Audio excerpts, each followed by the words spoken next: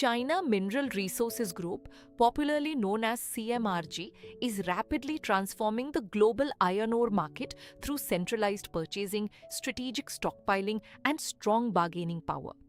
Founded in 2022, CMRG has become a major force in China's iron ore supply chain.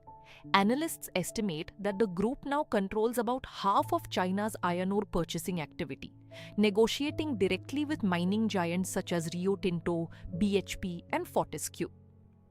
CMRG's strategy goes beyond purchasing.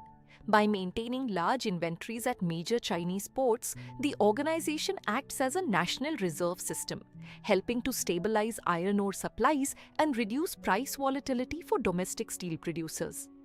Here is the trend for annual volatility of iron ore from 2020 to 2026 April. If we see the annual volatility of iron ore before CMRG formation, it has increased to a level of 67% in 2022.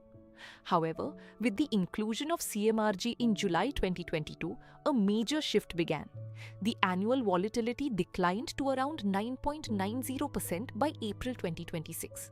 While the daily volatility has fallen to a lowest of 1.1% in 2025, this trend highlights the strong price stability driven by CMRG's centralized purchasing strategy and strategic stockpiling policy.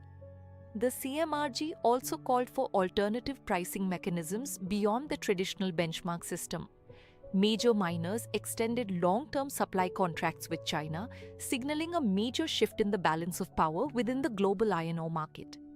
In addition to iron ore, CMRG is now preparing to expand its centralized purchasing model to copper and other strategic minerals, which will strengthen China's long-term resource security and industrial competitiveness.